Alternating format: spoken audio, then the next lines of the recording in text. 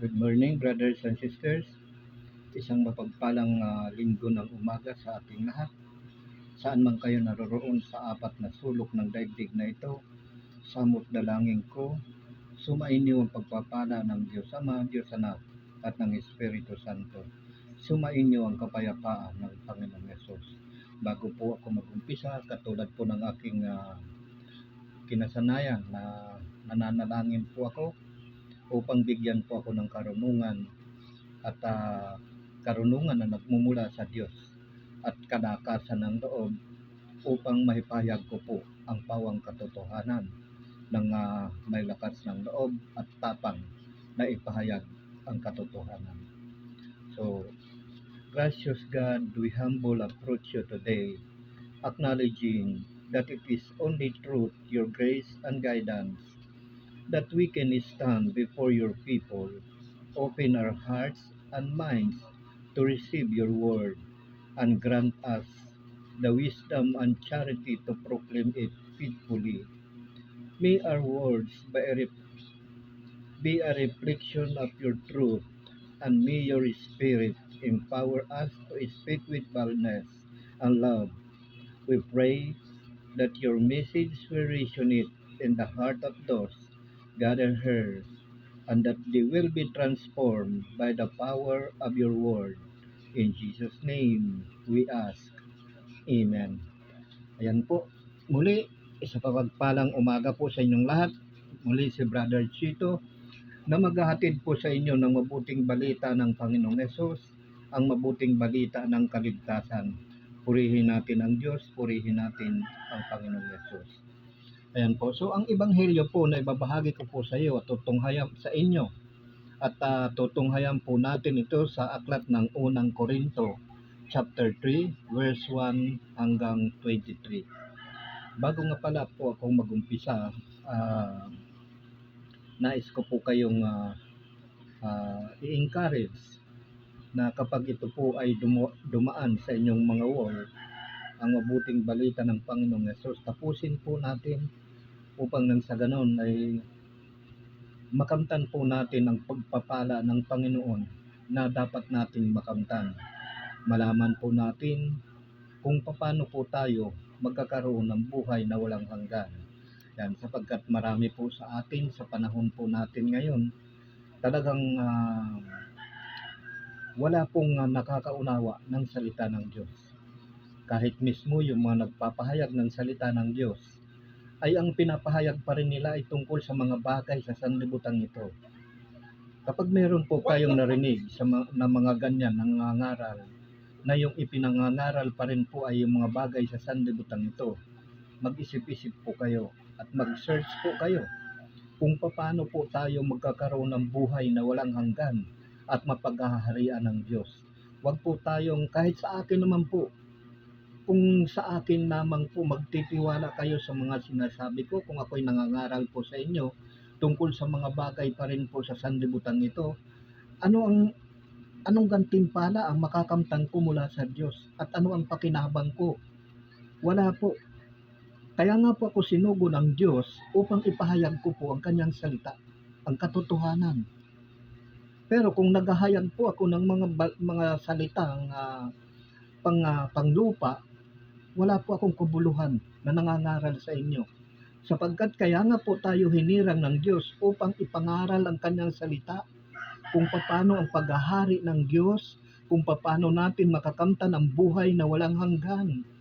Hindi po yung mga bagay sa sanlibutan ito, sapagkat maiiwan po natin anytime.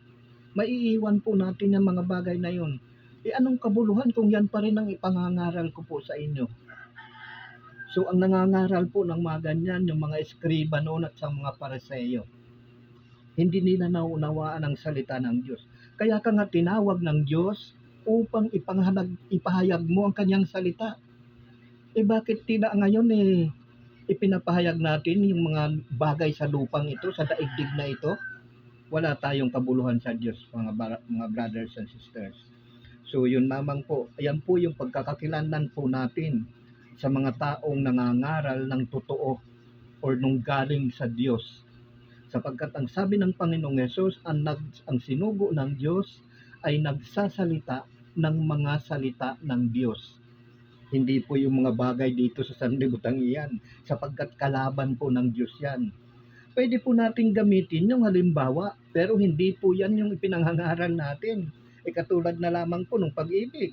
Pag-ibig, hanggang sa pag-ibig pa naman na yun ang kaisa-isang iniwan ng Panginoong Yesus na dapat nating gawin, mahalay pa rin. Anong kabuluhan ko sa Diyos yan? Kaya nga ipinapahayag natin ang salita ng Diyos dahil pag-ibig na nagmumula sa Diyos, hindi yung pag-ibig ng sanlibutan ito. Hindi po natin naunawaan ang salita ng Diyos. Dahil kung naunawaan po natin, ang sinasalita dapat natin ay salita ng Diyos. Katulad nga po nung sinasabi ko po na bilang halimbawa, ito napakadali na lamang po nitong intindihin. Halimbawa, hinire kita bilang ako'y may negosyo na isang, o sabihin na natin, nagtitinda ng taho. Ngayon kung ang inalalako mo, ang isinisigaw mo, instead na taho ang isinisigaw mo is gadonggong. Paano? Diba? Paano ka bibilhan ng tao? Paano kita i-hire? Paano ka magpapatuloy sa company ko? Taho yung tinitinda mo, taho yung ano ko, yung produkto ko. Bakit isisigaw mo ngayon galunggong? So wala tayong kabuluhan sa Diyos, mga kapatid.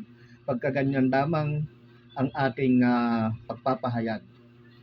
Anyway, kaya ko lang naman po nasabi ang mga ganyan sapagkat marami po sa atin ngayon ginagamit ang salita ng Diyos upang manlinlang ng tao. Kawawa po tayo, mga kapatid. Ayan po ang lagi nating tatandaan. Mula pa nung panahon ng Panginoong Yesus, bumalik ng Panginoong Yesus papunta sa langit, itinuro na yan dito na mag-ingat tayo sa mga bulaang nagtuturo, mga bulaang guro. Ayan po. Pinangaral na po yan hanggang sa mga apostol. Pero wala pa rin po tayong natututunan hanggang ngayon. So related po kasi ito dito sa ating ebanghelyo ngayon.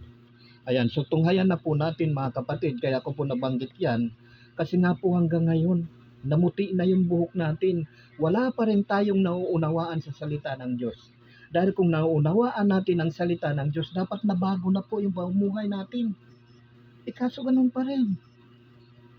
Naandun pa rin yung pag-aalala natin, yung takot natin. Diba? Yan po ay nagpapakita lamang na wala tayong pananampalataya sa Diyos. Kapag natatakot po tayo sa mga bagay-bagay na yan sa sanlibutan ito, pinapakita lamang natin na wala tayong pananalig sa Panginoon. Di ba ipinangaral na nga ng Panginoong Yesus, kung mananalig kayo sa akin, magagawa ninyo ang lahat ng ginagawa ko. At higit pa riyan, ang sabi ng Panginoong Yesus sa Aklat ng Juan, at sapagkat pupunta na ako sa Ama. Ano man ang hingiin ninyo sa Ama, sa pangalan ko, gagawin ko upang maparangalan ng Ama. Pero kung may takot pa tayo, nandun pa yung pangamba natin, yung doubt natin, yan po yung nagpapakilala sa atin na wala pa po tayong nalalaman sa kaharian ng Diyos at wala pa po tayong nalalaman na salita ng Diyos. So yan lamang po.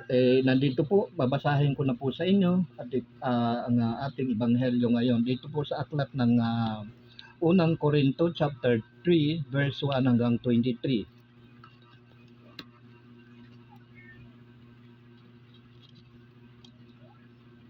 Ayan. Kapag ito po ay napanood ninyo, tapusin po ninyo at unawain po ninyo. Sapagkat kaya po tayo nakikinig ng salita ng Diyos upang makamtan natin ang buhay na minimithi natin, which is yung buhay na walang hanggan.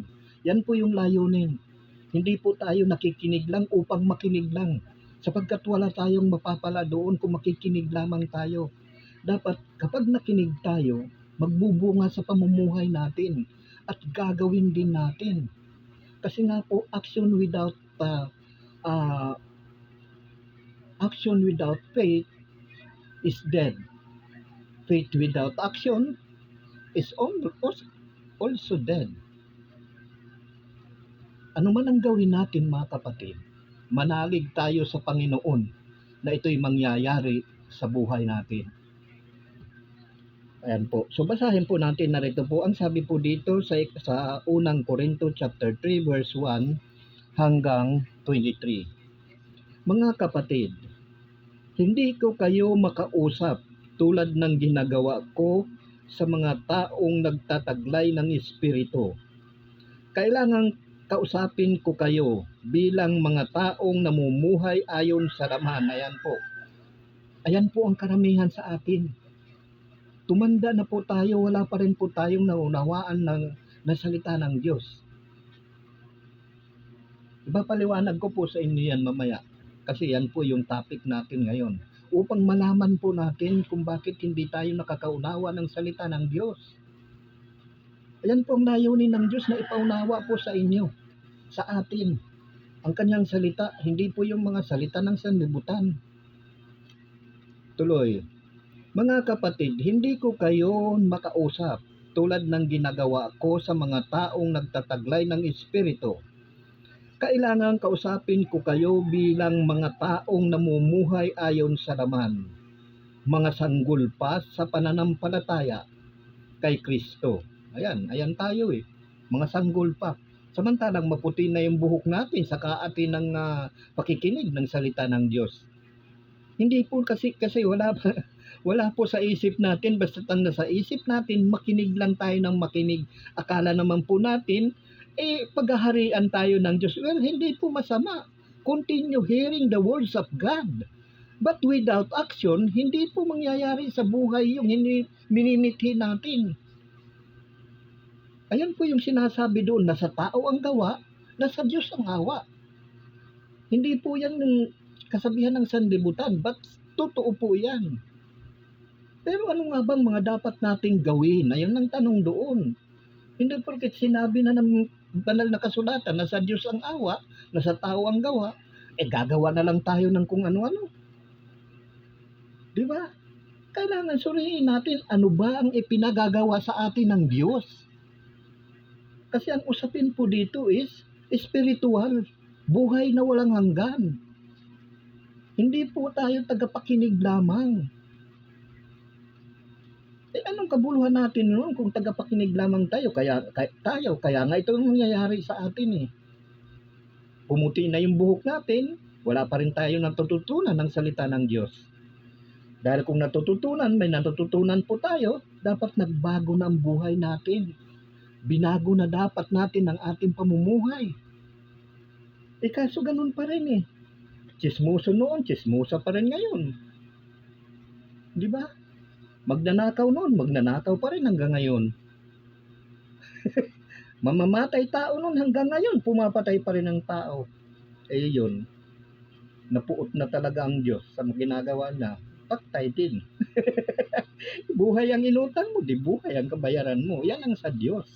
Pero hindi natin gagawin yan sapagkat ayaw ng Diyos niya na tayo ang gagawa. Siya ang gaganti, hindi tayo. Ang sa atin lang manalangin, magpakumbaba sa Diyos, at ang Diyos ang gaganti para sa atin. Hindi yung tayo ang gagawa ng hakbang, gagawa ng kasamaan. Idalangin natin sa Diyos sapagkat siya may kapangyarihan ng lahat ng yan. Hindi yung tayo gagawa ng hakbang. Kaya tingnan mo, itong nangyayari sa atin na instead na makausap tayo ng spiritual, hindi tayo makausap kasi nga wala tayong naunawaan. Kaya yung iba ay pinangangaral, yun pa rin mga bagay sa sanlibutan ito. Hanggang sa, wala na, hanggang abutan tayo ng panahon natin. Wala nababago sa buhay natin kasi nga napapakinggan natin yung mga bagay pa rin sa sanlibutan ito. Diba mga kapatid, kaya nga hindi ko kayo makausap na katulad ng mga nagtataglay ng Espiritu Santo. Sapagkat ang nagtataglay ng Espiritu Santo dapat malalim ng pangunawa tungkol sa kaharian ng Diyos. Kaya nga sabi ni Apostol San Pablo dito sabi niya, Kailangan kausapin ko kayo bilang mga taong namumuhay ayon sa laman, mga sanggol pa.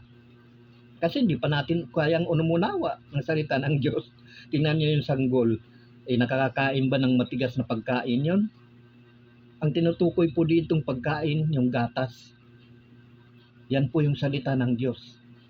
Instead na matigas na pagkain, yung pangungusap spiritual, hindi magawa kasi nga walang nakakaunawa pa. Dapat mag-umpisa po tayo sa maliit na pangunawa, lalaki at lalaki yan, habang nananalangin tayo sa Diyos, lalaki at lalaki yung pangunawa natin. Hanggang sa maunawaan natin ang buong katotohanan, which is ang salita ng Diyos. Tuloy. Binigyan ko kayo ng gatas, hindi matigas na pagkain, sapagkat ito'y hindi pa ninyo kaya, at hindi pa ninyo kaya hanggang ngayon, sapagkat nananaig pa sa inyo ang laman. Naroon pa kayo, mayroon pa kayong inggitan at alitan, at iyan ang nagpapakilalang makasanlibutan pa kayo, at namumuhay ayon sa laman. Kapag sinabi ng isa, ako'y kay Pablo, at ng iba, ako'y kay Apolos, hindi ba tanda iyan na kayo'y namumuhay pa ayon sa laman? Sapagkat sino si Apolos at sino si Pablo? Kami mga lingkod lamang ng Diyos na kinasangkapan niya upang akayin kayo sa pananalig kay Kristo. Ginawa ng bawat isa ang gawaing tinanggap niya sa Panginoon. Ako ang nagtanim, si Apolos ang nagdilig. Ngunit ang Diyos ang nagpatubo at nagpalago. Hindi ang nagtanim ni ang nagdidilig ang mahalaga, kundi ang Diyos na siyang nagpapatubo at nagpapalago. Ang nagtatanim at ang nagdidilig ay kapwa manggagawa lamang. Kaya ganyan po kami manggagawa po sa ubasan ng Diyos. Hindi po kami ang tagapag-alaga. Ang Diyos po ang tagapag-alaga. Tagapaghasik lamang po kami. At tagapagdilig. Tagapagtanim. Kumbaga sa bukirin. Kaya unawain po ninyo. Nagpapatubo at nagpapalago. Ang nagtatanim at ang nagdidilig ay kapwa manggagawa lamang, at bawat isa ay tatanggap ng gantimpala ayon sa kanyang pagpapagal. Kami parehong mga manggagawa ng Diyos, at kayo ang bukirin niya. Ayan. Tayo po mga tao ang bukirin ng Diyos, na hinahasikan ng binhi ng Diyos, ang salita ng Panginoon. Ayan po yan. Hindi po yan literal na bukid, hindi po yan literal na binhi. Yan po ay salita ng Diyos, at ang bukirin ay ang tao o sanlibutan. Yan po yan. Kayo rin ang gusali ng Diyos. Ayon sa kalooban ng Diyos sa akin, ako ang naglagay ng pundasyon bilang mahusay na tagapagtayo. Iba naman ang nagpatuloy ng pagtatayo ng gusali. Ngunit maging maingat ang bawat nagtatayo, sapagkat wala ng ibang pundasyon na maaring ilagay liban sa nailagay na si Hesukristo. Ayan, siya po ang pundasyon, siya po yung tinutukoy na bato na itinakwil ng mga Hudyo, mga Pariseo nung araw ng panahon ni Moises. Siya po yung itinakwil ng mga Hudyo. Ang Panginoong Hesus ang buhay na bato. Yan.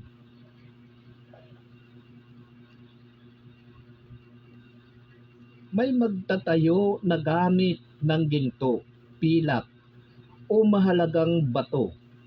Mayroon namang gagamit ng kahoy, dayami, o pinanggapasan.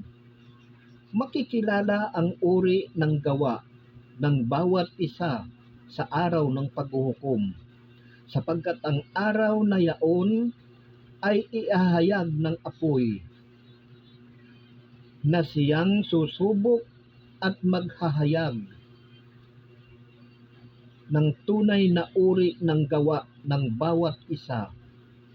Kung ang itinayo sa ibabaw ng pundasyon ay manatili, ang nagtayo nito'y tatanggap ng gantimpala. Ngunit kung masunog, mawawalan siya ng gantimpala. Gayunman, maliligtas siya lamang ay parang nagdaan sa apoy. Hindi ba ninyo alam na kayo'y templo ng Diyos at naninirahan sa inyo ang kanyang espiritu? Parurusahan ng Diyos ang magwasak ng templo niya, sapagkat banal ang templo ng Diyos at kayo ang templong iyan.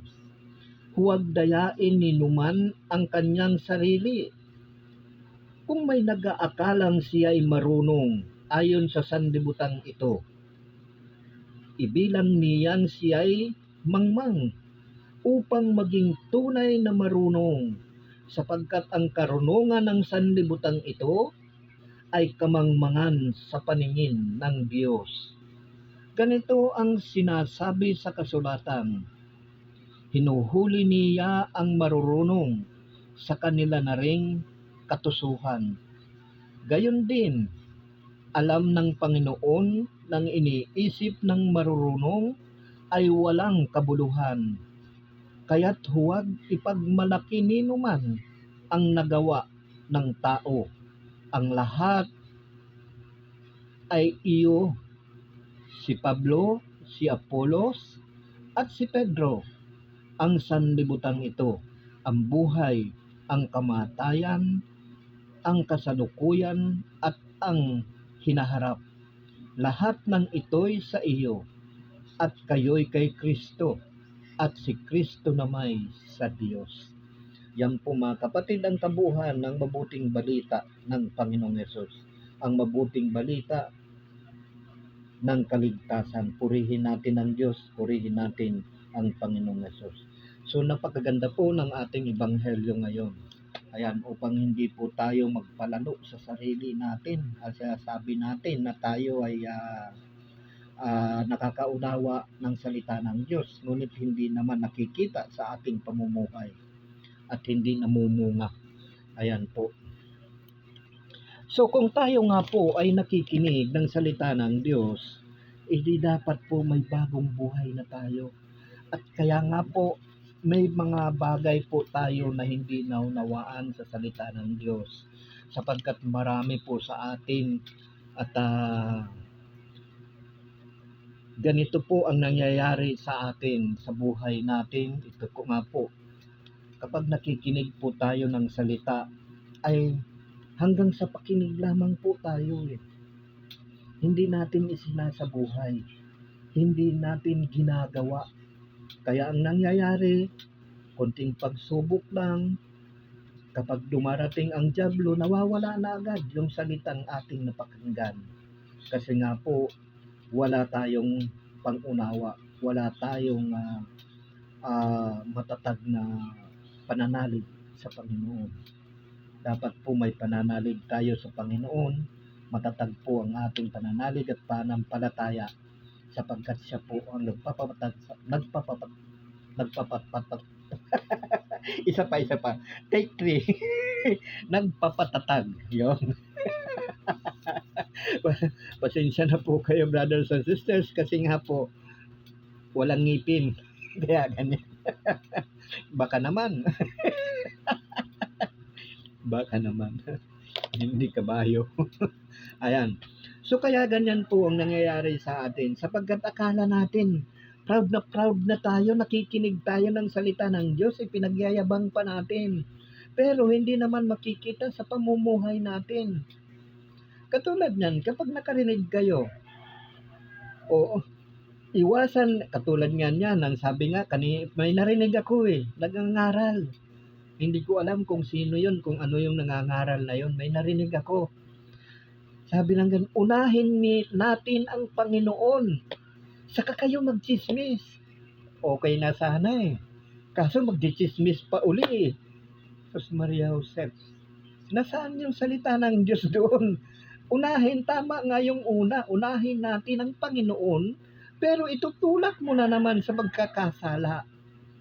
Ang itinuturo po natin dito yung tuluyan na pagtakwil ng mga lumang gawa natin, ng lumang pamumuhay. Yan po yung pagpasok sa kaharian ng langit. Hindi yung mangangaral ka. Unahin natin ang Panginoon. Well, maganda yan. But, nung bandang huli, saka kayo mag-chismis, saka kayo pumunta sa mga gawain ninyo. Ano ka bang nangangaral ka sa salita ng Diyos? Itutulak mo pa rin sa pagkaabala, pag-aalala yung tao. Tama na sana yung una Unahin natin ang Panginoon. Tama yun. Pero na itutulak mo uli doon sa putik. Imbis na nahugasan na sana, nakaligo na sana, nalinis na sana, itutulak mo uli doon sa putik, doon sa kumunoy, pawi ka nga. Hindi naunawaan itong mga nangangaral. Nasaan na ang katalinuhan ninyo? Paano mo kaya ka nga nangangaral ng salita ng Diyos para ilayo sa kasamaan, tapos itutulak mo uli na magkasala? Hindi ba pagkakasala yung pang-chismis? Lalo na kung maninira ka ng kapwa. Anong klase kang pinagkatiwalaan ng salita ng Diyos? Kaya ka nga pinagkatiwalaan ng salita ng Diyos para ilayo mo sa masama ang iyong kapatid. Hindi hinugasan mo, parang hinugasan mo na nga yung kamote. Abay, isasawsaw mo pa uli doon sa sa marumi. Anong klase? Kaya nga nangangaral ang salita ng Diyos upang malinis ang buong katawan natin. Hindi yung hinugasan mo na, itutulak mo uli doon sa Maria Josep. Sabihin, unahin natin ang Panginoon. Well, maganda yun. Saka kayo magchismis. Ano ba yan? Okay na sana Biglang kinabig uli Maria Josep, itong mga nasaan yung karunungan? Well, naunawaan ko po kasi hindi naman karunungan talaga na nagmumula sa Diyos yan. Mga ganyan. Kasi kung talagang nagkarunungan na nagmumula sa Diyos yan, wala po tayong ipangangaral kung hindi salita ng Diyos. Pwede po tayong gumamit. Katulad ng halimbawa, nagtitinda ka ng taho o negosyo mo, taho. Tapos isisigaw nung nagtitinda galunggong. Anong kabuluhan mo bilang nagtatrabaho sa company ko? Di ba? Bilang manggagawa ng taho o bilang magtitinda ng taho. Pwede po tayong gumamit ng ganyan. Pero kung gagamitin natin, yung iba ito yung salita ang ginagamit, ang salita ng Diyos. Ginagamit para makapanglamang, para makapandaya. Abay, hindi ba pandadaya yung gagamitin mo una, salita ng Diyos? All of the sudden, itutulak mo rin pala doon sa karumihan. What kind of people are you? Bilang lingkod ng Diyos. Di ba? Anong kabuluhan natin noon sa Diyos? Wala. Well, ganito po kasi kaya yan nangyayari po sa atin na talagang meron po sa atin mahalin tulad po tayo kaya nga sabi, sa ano ko ba ihahalin tulad ang tao ngayon? Ganito po tayo ngayon, meron po tayong inihanda dito na tatlong katulad natin. Yung halintulad ng tao. Ito po yung nahasik sa tabi ng daan, binhing nahasik sa kabatuhan at yung nahasik sa dawagan. Ayan po ang kalagayan natin ngayon sa pananampalataya sa Diyos. Sapagkat wala pong tumitimo sa puso natin eh. Wala po tayong naintindihan sa salita ng Diyos. Ayan po ang realidad. Sapagkat kung naintindihan po natin ang salita ng Diyos, dapat na bago na po yung pamumuhay natin. Diba? Ganito po naihalin tulad. Pakinggan po ninyo dito sa aklat ng Mateo chapter 13, 19 hanggang 23. Ayan, ang sabi dito ng Panginoong Hesus, ang mga nakikinig ng salita tungkol sa paghahari ng Diyos, ngunit hindi nakauunawa nito, ay katulad ng mga binhing nahasik sa tabi ng daan. Dumarating ang masama at inaagaw ang nahasik sa kanilang puso. Ayan, inaagaw, dumarating yung masama, inaagaw ang nahasik sa kanilang puso. Ganyan po tayo mga kapatid. Kasi si Satanas po, mga agaw yan eh, destroyer. Ayan, nandyan lang si Satanas.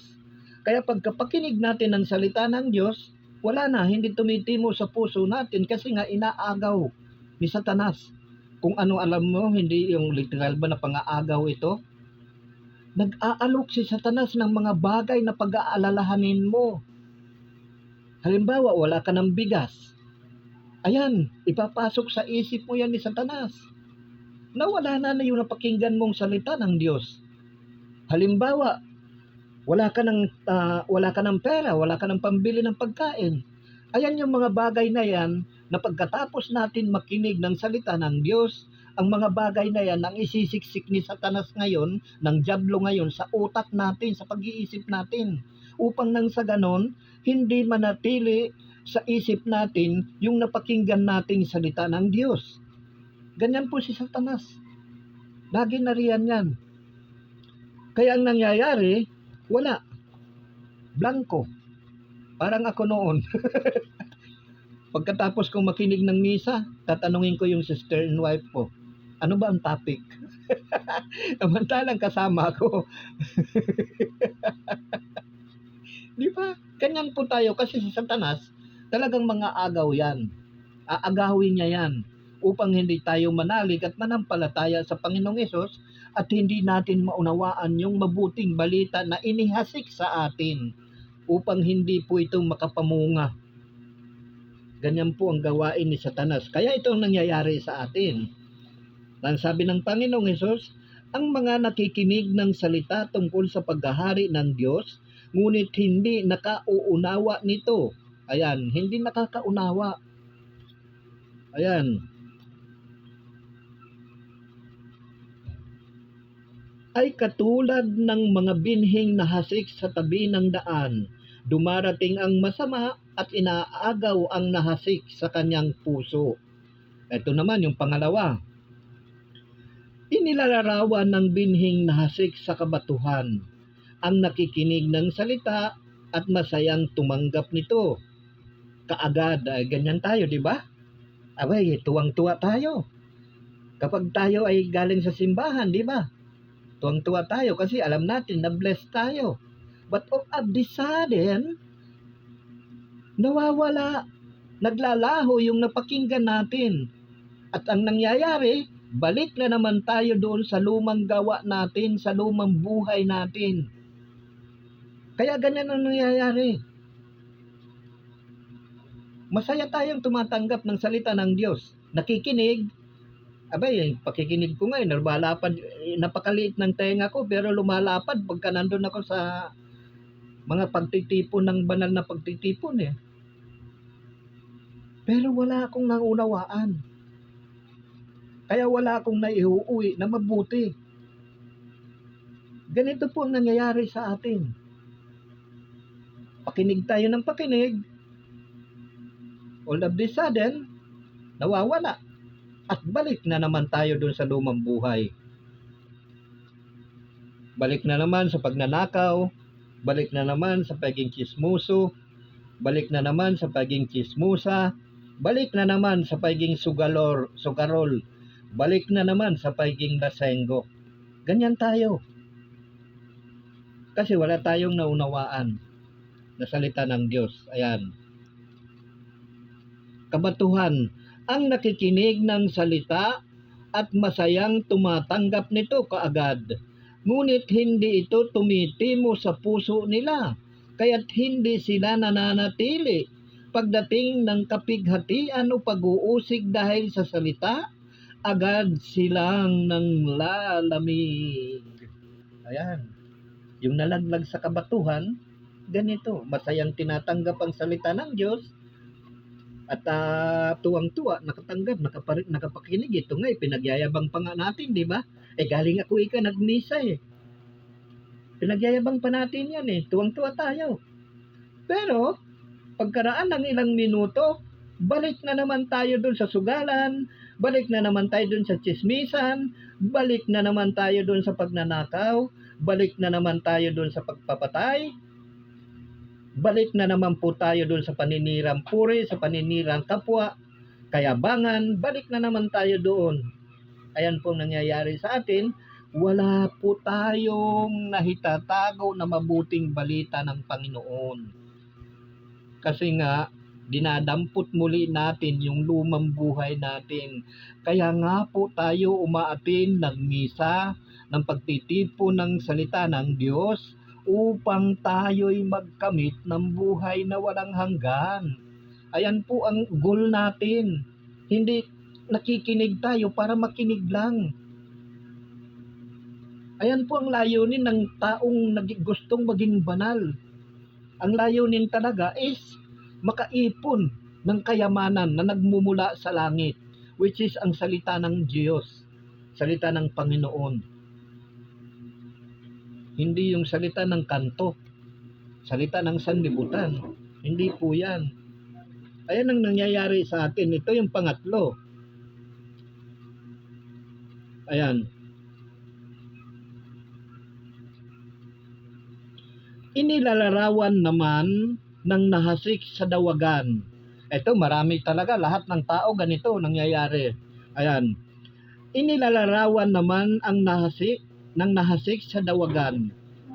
Ang nakikinig ng salita, ngunit nagiging abala sa mga bagay ukol sa mundong ito at nagiging maibigin sa mga kayamanan, anupat ang salita'y nawala na ng puwang sa kanilang puso, kaya't hindi nakapamunga. Ayan.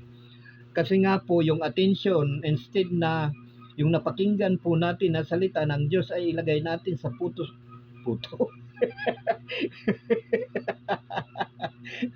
Sa puso't isipan po natin, ang nangyayari sa atin, pinapakinggan natin yung mga chismis, kwentong barbero. Kaya ayan, tapos napupunta na tayo kung saan-saan hanggang babalik na naman tayo dun sa lumang buhay natin. Kaya ang nangyayari sa atin, wala tayong nauunawaan, wala tayong nasisave na salita ng Diyos kasi nga napupunta doon sa mga alalahanin sa buhay na ito, sa sanlibutan ito. Lalo na kung yung mga nangangaral sa atin pinangangaral, tayo naman tuwang-tuwa kasi wala nga po tayong alam. Kasi para tayong mga musmus na bata kung ano lang yung marinig natin, yun na lang. Wala na tayong para tayong ibon, yung maliit na ibon na kung ano yung ihulog sa kanila ng ina nilang ibon, yun na lang, kakainin na lang kagad. Ganyan tayo. Makinig na lang tayo kung ano-ano, pati yung mga hindi dapat pakinggan, pinapakinggan po natin. Abay, nananalinga pa nga tayo. Ano yun? Ano yung sinabi niya? meron akong narinig noon may nagsalita, kapitbahay niya. Kinakausap yung kapitbahay. Kasi may sila may intention sila, may layunin sila na ang kailangan daw lahat ng sasalitain o sasabihin ng taong iyon, kailangan maririnig nila ng mga kapitbahay para yun din magiging daan nila upang masilo nila yung taong iyon. Kaya may narinig ako noon madaling araw. may narinig yung ano, sabi ng ganon eh, kausap daw niya yung kapitbahay nila. Abay, yung medyo hindi nakakarinig, hindi gaanong naririnig, tinanong doon sa malapit sa bahay nila, ano yun? Ano daw sinasabi niya? Ganyan tayo, napakahilig natin makinig ng mga chismis, mga salita na walang kwenta. Ayan po ang tao. Pinahahalagahan yung mga bagay sa sanlibutan nito. Hindi na tayo nahiya sa Diyos. Tapos pupunta sa simbahan, Lord, patawarin niyo po ako sa aking mga kasalanan. Pakikinggan ba tayo ng Diyos noon? Hindi. Hindi tayo pakikinggan noon. Kasi ginagawa lang natin ng simbahan na, ang tawag nito, pastime. Hindi naman talaga nagpupunta tayo doon para makinig o pagpalain o magkamit ng buhay na walang hanggan. Kung hindi, kaya tayo nagpupunta roon upang gawin nating pastime ang simbahan o anuman na ano riyan. Kasi kung nakikinig tayo dapat isinabuhay na po natin yan Dapat nagbabago na po ang pamumuhay natin. Itinatakwil na po dapat natin yung lumang buhay. Ayan po ang nagpapakilala sa atin na tayo wala pa sa Panginoon. Ayan. So kaya ganyan mga kapatid, yung natanim sa dawagan, kaya nawala ang salita ng Diyos dahil nga sa mga bagay-bagay na yan sa sanlibutan ito. Naging maibigin sa kayamanan, ayan, kalayawan. Tapos yung mga bagay sa sanlibutan ito. At alam nyo mga kapatid kung paano natin maihalin tulad, paano natin mahalin tulad ang sarili natin upang hindi po tayo magpalalo, hindi po tayo magyabang. Ganito po, ihalin tulad kung tayo ay nakikinig ng salita ng Panginoon, ito po dapat ang gawin natin. Ganito po tayo mahalin tulad. Pakinggan ninyo. Dito pa rin sa ating tinutunghayan. Ayan. Inilalarawan naman ng nahasik sa dawagan ang nakikinig ng salita, ngunit naging abala sa mga bagay ukol sa mundong ito at naging maibigin ng mga kayamanan, anupat ang salita'y nawala na ng puwang sa kanilang puso, kaya't hindi nakapamunga. Ito naman ang para sa ito, dito po kayo dapat, dito po tayo.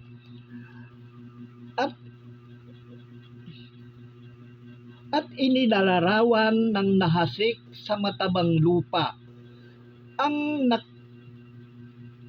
mga nakikinig ng salita at nakauunawa nito. O di ba?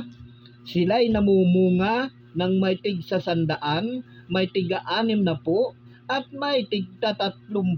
Pero kung hindi tayo namumunga mga kapatid, dito tayo sa 3 na bibilang. Ayan, nahasik tayo sa kabatuhan, nahasik yung mabuting binhi sa daan, at nahasik doon sa dawagan. Ganyan po tayo inilalarawan ng ebanghelyong ito. Kasi wala tayong naunawaan Kasi kung may naunawaan tayo, dapat ganito tayo, namumunga tayo ng tig-100, tig-30, at tig-20. Kaso wala Balik na naman doon sa dating buhay. Sus Maria Josep, Santa Maria, Bulacan. Unsa man na? Magbag-o na pod. O tingnan pa rin natin dito sa aklat ng San Marcos. Pakinggan po natin. Ayan. Sa aklat ng San Marcos, chapter 4, 13 hanggang 20. Jesus said,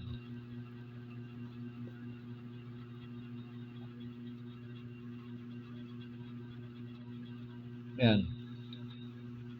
Pagkatapos tinanong sila ni Jesus, hindi pa ba ninyo naunawaan ang talinghagang ito? Paano ninyo maunawaan ang ibang talinghaga? Ang inihasik ay ang salita ng Diyos. Ito ang mga nasa daan na nahasik ng salita. Pagkatapos nilang mapakinggan ito. Pagdakay dumarating si Satanas at inaalis ang salitang nahasik sa kanilang puso. Ayan, ganyan tayo, di ba?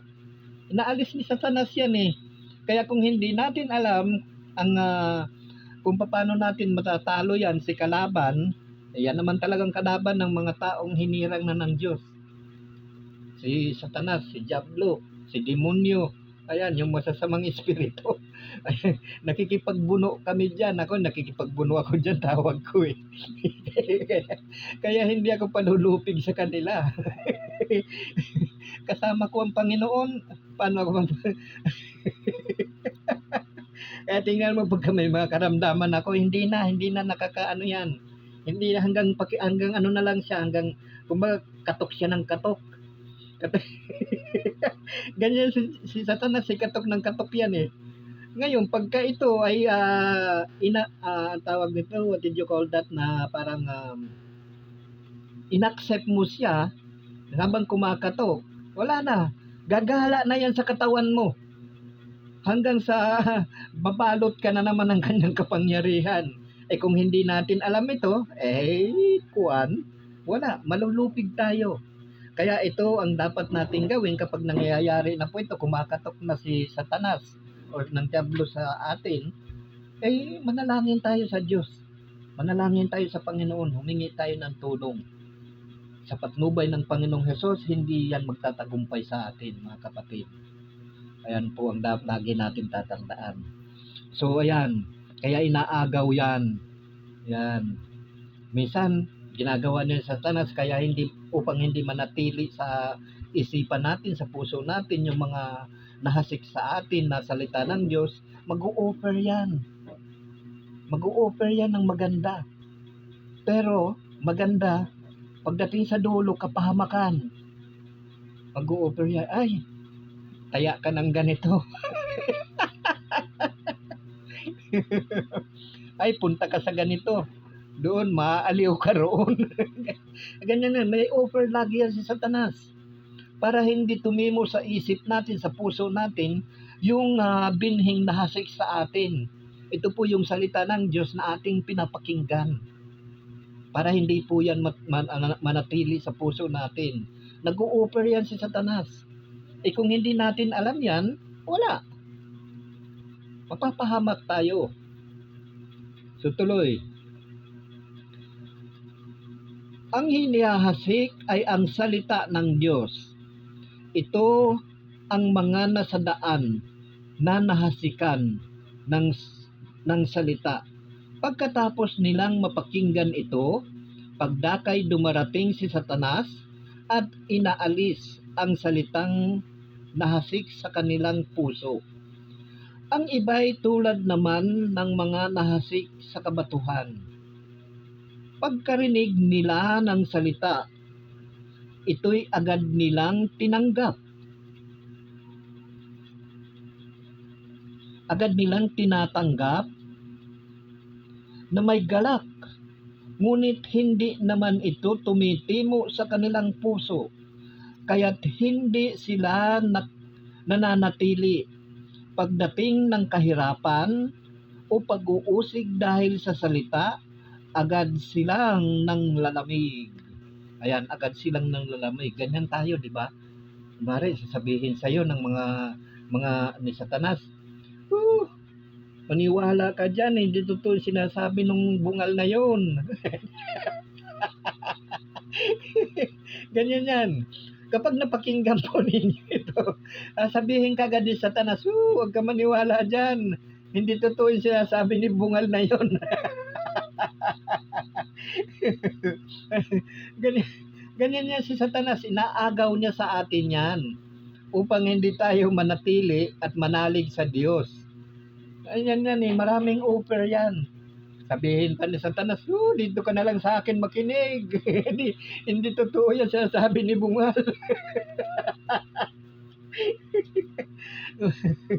Ngunit kapatid, kapag dumating na sa inyo mga bagay na iyan, kaya ko po sinasabi sa inyo mga bagay na iyan, kapag dumating na sa buhay natin yan, alam na natin kung paano natin lalabanan yan.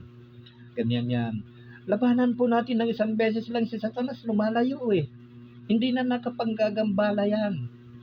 Gagawa na naman uli ng paraan yan. Panibagong biktima yan. Ganyan yan. Kaya kung alam natin yan, hindi yan makapananaig. Kaso marami sa atin talagang hindi nakakaunawa ng salita ng Diyos. Kasi malalabanan lamang po natin yan, mga kapatid, kung tayo po ay may pananalig sa Panginoon. At ang Panginoon ang tutulong sa atin upang malabanan natin yung kalaban natin. Ayan.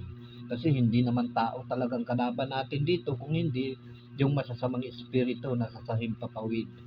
Ayan. Si Satanas nga, nagpaparoot parito na lang yan eh.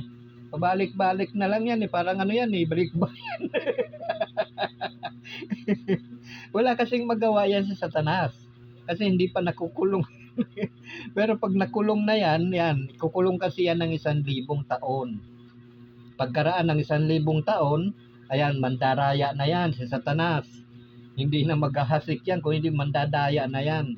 Dadayain niya ang lahat ng tao niyan, lahat ng mga tao. Kaya yung mga mapapaniwala niya, kawawa. Kawawa yung mga taong mapapaniwala ni Satanas. Ngayon paunti-unti na nga siyang medyo kumikembot-kembot na yung kanyang bewang eh. Para dayain ng mga tao eh. Kaso hindi naman alintana ng sanlibutan yan kasi hindi naman natin alam. Pero kung tayo po ay nananalig at nanampalataya sa Panginoon, tuturuan po tayo niyan kung paano yung mga galaw ng dyablo. Kung ano yung mga ginagawa niyan. Tuturo po ng Panginoon yan. Kasi silang nakakita eh. Kaso marami po sa atin hindi natin kayang i-accept sa buhay natin ang banal na espiritu. Kasi hindi po natin alam. Ang nagsasabi po niya ng banal na espiritu yung nagsusuway sa atin. Kaso hindi naman natin alam kaya hindi natin pinapakinggan. Inililigtas na tayo ng banal na espiritu, hindi pa rin natin alam. Kasi hindi natin siya pinakikinggan at hindi natin kilala. Ang nakakakilala lamang po niyan, yan po yung mga pinaghaharian ng Diyos. Yan po nakakakilala sa Espiritu Santo. Kasi ang inaakala ng sanlibutan ng Espiritu ay yung isip huna-huna. Huna-huna mo lang hikayan. Yan po yung Espiritu Santo na nagmula sa Panginoon. Paano ko nasabi yan? Babalikan natin yung aklat ng Juan, ano? Para baka sabihin nyo naman ako'y bulaan na nagtuturo. Puntahan natin ang aklat ng Juan chapter 14:26 kung ano ang sabi dito. Sa ano muna? Dito sa aklat ng Juan chapter 14 verse 15. Ang sabi dito, kasi nabanggit ko yan, ayoko naman mamaya mag-isip kayo, sabihin nyo, bulaan nagtuturo yan, wala naman, huwag kayong makinig dyan, hindi totoo yan. Ganyan si Satanas, sisipulan ka pa niyan eh. Huwag kang makinig dyan, hindi totoo yan. Kung makinig kay bungal, hindi totoo yan. Ganyan yan. Ganyan yung si Satanas eh. Satanas. Pakinggan po ninyo mga kapatid, ano? Ito po, kasi hindi po ito nakikilala ng sanlibutan. Pakinggan po ninyo. Ang sabi ng Panginoong Yesus dito sa aklat ng aklat ng Juan chapter 14:15 to the following. Kung iniibig ninyo ako, tutuparin ninyo ang aking mga utos. Dadalangin ako sa Ama at kayo'y bibigyan niya ng isa pang patnubay na magiging kasama ninyo magpakailanman. Hallelujah. Di ba? Kung iniibig natin ang Panginoong Yesus, dadalangin sa Ama at tayo'y bibigyan ng isa pang patnubay na magiging kasama natin magpakailanman. Di ba? Hindi kilala ito ng sanlibutan eh. Kaya pagkaalam nila na sa isip lang ang takot ay nasa isip lamang. Ayan po. Hindi po nasa isip yan. Ang nagbabigay ng babala po sa atin yan ay ang espiritong nananahan sa atin. Hindi po yan. Halimbawa, pagka sinabihan ka o huwag ka pupunta sa oras na ito kasi nandun si Satanas nakaabang, may hawak na kadena, papaluin ka noon. sundin natin ang Espiritu. Kaso hindi alam ng sanlibutan iyan. Kasi hindi yan sumasa kanya. Pakinggan po ninyo. Dadalangin ako sa Ama at kayo'y bibigyan niya ng isa pang patnubay na magiging kasama ninyo magpakailanman. Ano yon? Ito'y ang Espiritu ng katotohanan na hindi matanggap ng sanlibutan, sapagkat hindi siya nakikita ni nakikilala ng sanlibutan, ngunit nakikilala ninyo siya sapagkat siya'y sumasa inyo at nananahan sa inyo. Maliwanag po mga kapatid, hindi ako nagsasabi niyan. Ang Panginoong Jesus mismo. At yan pa ang magtuturo sa atin. Pakinggan pa rin po natin dito sa aklat ng Juan 14:26 nang sabi dito, ngunit ang patnubay ang Espiritu Santo na susuguin ng Ama sa pangalan ko, ang siyang magtuturo sa inyo ng lahat ng bagay at magpapaalala ng lahat ng sinabi ko sa inyo. Hallelujah. Again, diba? Kuwan, kasi wala tayong naunawa ng salita ng Diyos. Kaya sinasabi natin, huna-huna mo lang yan. Kasi wala tayong pangunawa at hindi natin kilala ang Espiritu Santo. Ngunit kilala ito ng mga taong pinaghaharian ng Diyos at pinananahanan ng Espiritu Santo. Kilala po siya, kaya kilala ko nga Siya nga yung tagapayo sa akin Ayan po yung magiging tagapayo natin, hindi po tao. Sapagkat ililigaw po tayo ng tao. Pawi ka nga. Ayan naman. Diba? Espiritu Santo. In fact, nandito pa nga yan sa aklat ng Juan pa rin, chapter 16, verse 13. Pakinggan po natin ang sabi dito, pagdating ng Espiritu ng katotohanan, tutulungan niya kayo upang maunawaan ninyo ang buong katotohanan, sapagkat magsasalita siya hindi sa ganang kanyang sarili, sasabihin niya sa inyo ang kanyang narinig at ipahayag ang mga bagay na darating. Pararangalan niya ako sapagkat sa akin magmumula ang ipahayag niya sa inyo. Kanino magmumula? Sa Panginoon. Di ba? Paano ka maililigaw nito? Diba? Paano ka maililigaw ng mga taong magnanais na magligaw sa iyo kung nananahan sa inyo ang Espiritu ng katotohanan? Paano ka maililigaw? Kaya hindi ka na maililigaw. Kaya galit sa iyo ngayon ang sanlibutan. Kapag hindi kaya na nila kayang iligaw, nagagalit na kasi babaliin mo salita ng Diyos. Salita ng Diyos yan Who are you? Para baliin mo salita ng Diyos.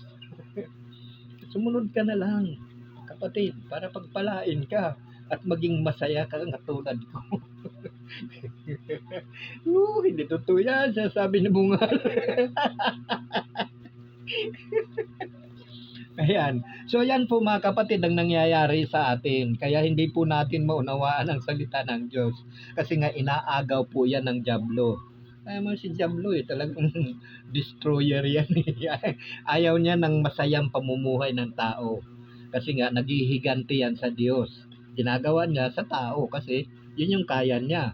Pero kapag ang tao ay pinaghaharian na ng Diyos at nasa kanya na ang Espiritu ng Diyos, yung katotohanan, hindi ka kayang iligaw na kahit na si Satanas, kahit na si Diablo, kahit na si masamang espiritu.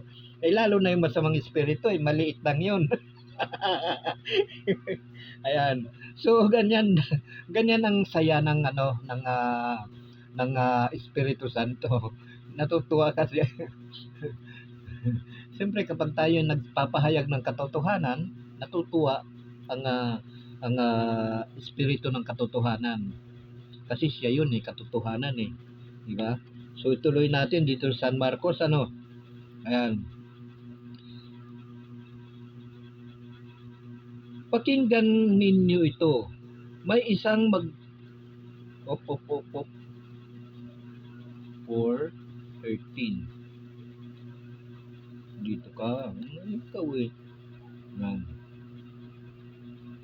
Ang iba'y tulad naman ng mga nahasik sa kabatuhan. Pagkarinig nila ng salita, ito'y agad nilang tinatanggap na may galak, ngunit hindi naman ito tumitimo sa kanilang puso, kaya't hindi sila nananatili. Pagdating ng kahirapan o pag-uusig dahil sa salita, agad silang nanlalamig. Ayan, kaya man pag-uusig sa salita, alam niyo ba yun? Pag-uusig. Uusigin ka ng sanlibutan dahil sa salita ng Diyos. Kapupuutan ka. Abay, pagkakaisahan ka nga eh. Dapat pagkatakduhan na eh. Hindi. Kaya niyo ba yun? Pagkaisahan kayo ng sanlibutan? Ayan, ganyan po nangyayari sa atin. So, tuloy. Ayan. Ngunit hindi ito tumitimo sa kanilang puso, kaya't hindi sila nanatili. Ayan. Ang iba'y tulad ng nahasik sa dawagan. Dininig nga nila ang salita, ngunit sila'y naging abala sa mga bagay ukol sa mundong ito. Naging maibigin sa mga kayamanan at mapaghangad sa iba pang mga bagay. Ano pat ang salita'y nawalaan na ng puwang sa kanilang mga puso, kaya't hindi sila nakapamunga. Ngunit ang iba'y tulad ng binhing nahasik sa matabang lupa.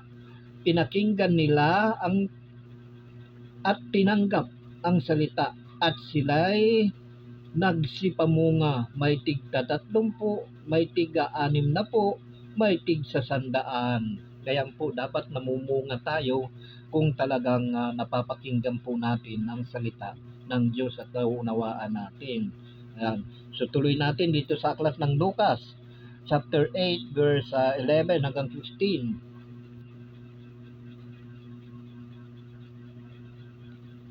Ayan. So natin, mahaba ng oras ko . Pasensya na kayo.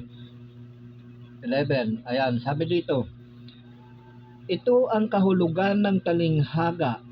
Ang binhi ay ang salita ng Diyos.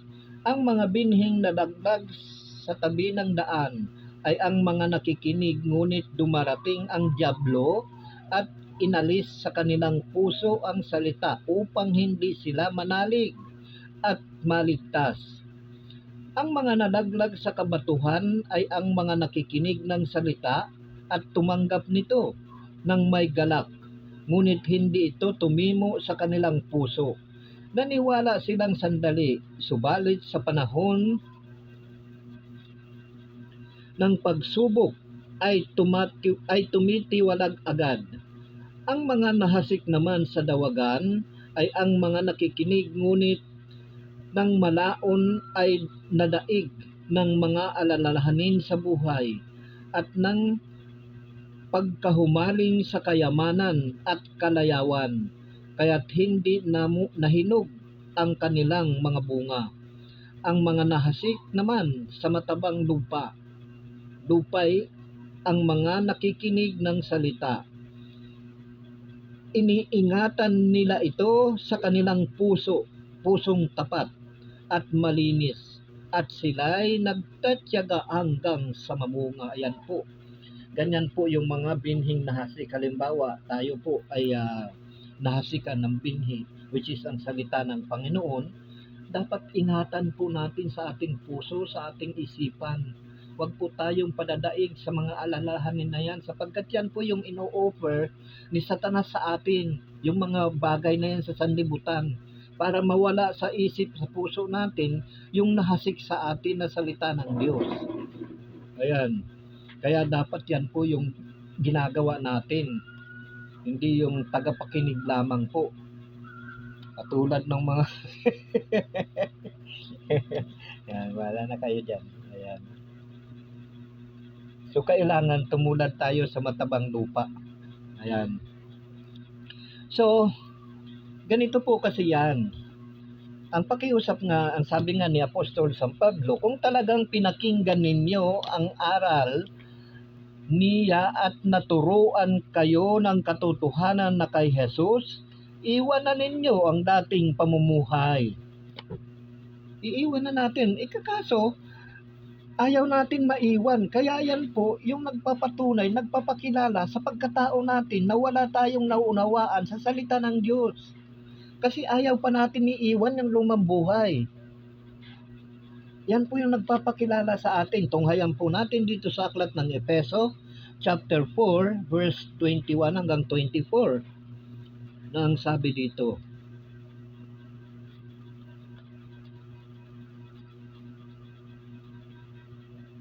yun. Ayan. Chapter 4, 21. Ayan, pakinggan po natin ang sabi dito ni Apostol San Pablo. Kung talagang tayo ay nakikinig, ito po. Kung talagang pinakinggan ninyo ang aral niya at naturuan kayo ng katotohanan na kay Jesus, iwan na ninyo ang dating pamumuhay. Hubarin na ninyo ang inyong dating pagkatao na napapahamak dahil sa masasamang pita. Magbago na kayo ng diwa at pag-iisip, at ang dapat makita sa inyo'y ang bagong pagkatao na nilikhang kalarawan ng Diyos, kalarawan ng kanyang katuwiran at kabanalan. Ayan o. So hindi tayo makapagyayabang kung talagang tayo ay namumuhay pa sa lumang buhay natin. Ibig lamang pong sabihin yan, well, nakikinig nga tayo ng salita ng Diyos, pero parang katulad tayo dito sa nahasikan ng sa daan, nahasik sa kabatuhan, at nahasik sa dawagan. Ayan po ang nangyayari sa atin. Kaya hindi po tayo makapamunga.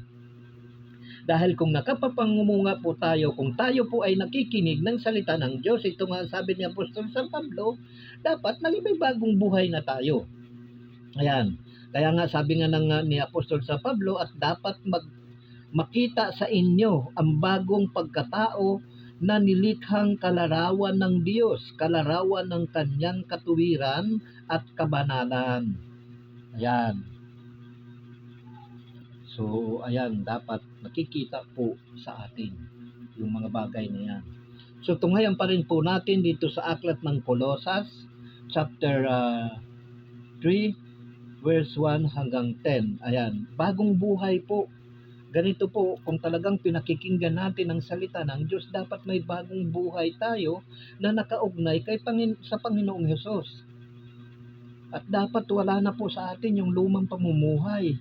Kaya pakinggan po natin dito sa aklat ng Colosas chapter 3, verse 1 hanggang 10. Ang sabi dito,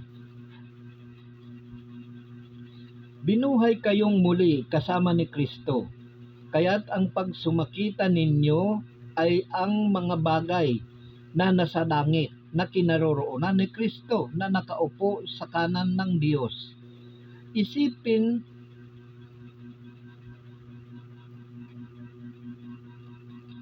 Isaisip ninyo ang mga bagay na panlangit, hindi ang mga bagay na panglupa, sapagkat namatay na kayo at ang tunay na buhay ninyo'y natatago sa Diyos kasama ni Kristo. Si Kristo ang tunay na buhay ninyo, at pag siya'y nahayag, mahahayag din kayong kasama niya at makakahati sa kanyang karangalan. Kaya't dapat nang mawala sa inyo ang mga pitang makalaman, pangangalonya, kahalayan, mahalay na simboyo ng damdamin, masasamang nasa, at ang pag-iimbot na isang uri ng pagsamba sa Diyos-Diyosan. Dahil sa mga bagay na ito, ang Diyos ay napupuot sa mga taong lumalabag sa kanyang kalooban. Ayan.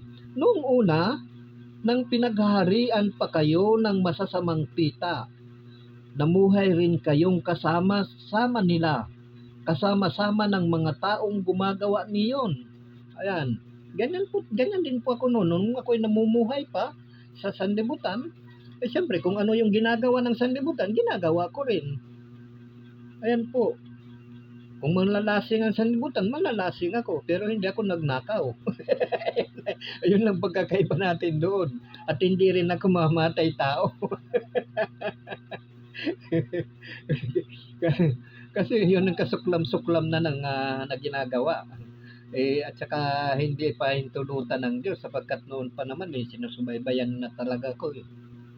Ilang beses nang naligtas ako. Ayan. So tuloy.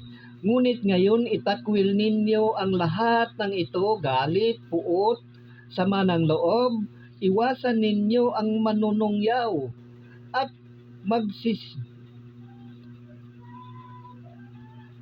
malalaswang pananalita. Huwag kayong magsisinungaling sa isa't isa.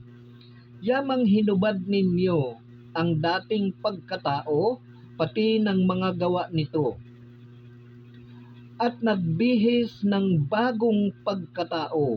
Patuloy itong nababago ayon sa larawan ng Diyos na lumikha sa inyo upang maging ganap ang inyong kaalaman tungkol sa Kanya. Hallelujah.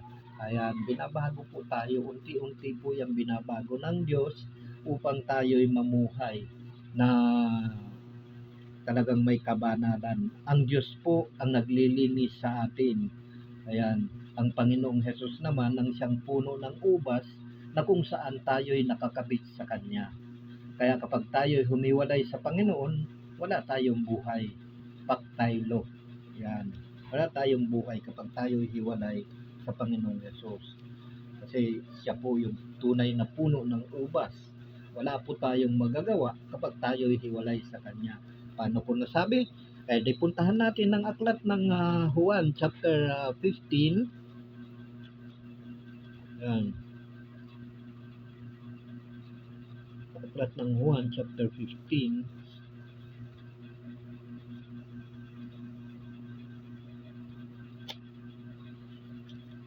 Yan. Chapter 15. Ayan, verse 1. Ang sabi niya dito, ang sabi ng Panginoong Yesus, ako ang tunay na puno ng ubas at ang aking ama ang tagapag-alaga. Pinuputol niya ang bawat sangang hindi namumunga at kanya namang pinuputulan at nililinis ang bawat sangang namumunga upang lalong dumami ang bunga. Nalinis na kayo sa pamamagitan ng salitang sinabi ko sa inyo. Manatili kayo sa akin at mananatili ako sa inyo. Hindi makapamumunga ang sangang hindi nananatiling nakakabit sa puno. Gayon din naman, hindi kayo makapamumunga kung hindi kayo mananatili sa akin. Ako ang puno ng ubas, kayo ang mga sanga. Ang nananatili sa akin at ako sa kanya, ang siyang namumunga ng sagana, sapagkat wala kayong magagawa kung kayo'y hiwalay sa akin. Ang hindi nananatili sa akin ay itatapon at matutuyo gaya ng sanga. Ang gayong mga sanga ay titipunin at susunugin, which is sa impyerno po yan. Susunugin po yan. Ganyan po tayo para tayong mga sanga. Kung mananatili kayo sa akin at mananatili sa inyo ang mga salita ko, hingiin ninyo ang inyong maibigan at ipagkakaloob sa inyo. Napaparangalan ang Ama kapag kayo'y namumunga ng sagana. Ayan. At sa gayon, napatutunayang mga alagad ko kayo. Ayan po mga kapatid, hallelujah. Yan po ang kabuuan ng mabuting balita ng kaligtasan. Ang mabuting balita ng Panginoong Hesus. Purihin natin ang Diyos, purihin natin ang Panginoong Hesus. So yan po mga kapatid, kaya nga po ang tagubilin ko po sa inyo bilang kapatid ninyo kay Kristo. Ito lamang po ang itatagubilin ko po sa inyo. Kayo man po ay mga OFW or naninirahan po dyan sa ibang bansa. Kapag napakinggan po natin ang salita ng Diyos, ito po ay itago po natin sa puso natin, itago po natin sa ating isip, at huwag po nating hayaan na maagaw ito ng dyablo sa pamagitan ng mga bagay-bagay na inaalok niya sa atin. Kailangan po manatili po ito sa ating puso upang nang sa ganon, mamunga po sa buhay natin. At ito po ang magiging